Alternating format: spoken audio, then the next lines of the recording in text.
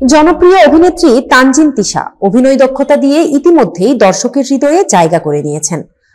সম্প্রতি এক সংবাদ সম্মেলনে তিনি নিজের অভিনয় কেরিয়ার, নতুন কাজ এবং দীর্ঘ বিরতি নিয়ে কথা বলেছেন।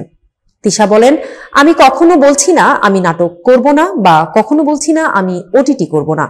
আমি একজন অভিনেত্রী, যদি গল্প ভালো লাগে, অভিনয় করার সুযোগ থাকে, সেটা যে কোনো কিছু হতে পারে।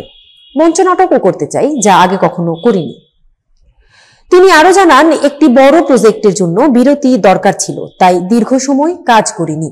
এটা কোনো অলসতা নয়, বরং চিন্তা ভাবনা করে নেওয়া সিদ্ধান্ত। তিশা প্রকাশ করেছেন তার উত্তেজনা এবং প্রত্যাশা। আমি একটি ভালো এবং বড় কাজ করতে যাচ্ছি, আমার টিম ছাড়া কিছুই বলতে চাই না, সবাই দোয়া ও সহযোগিতা করবেন।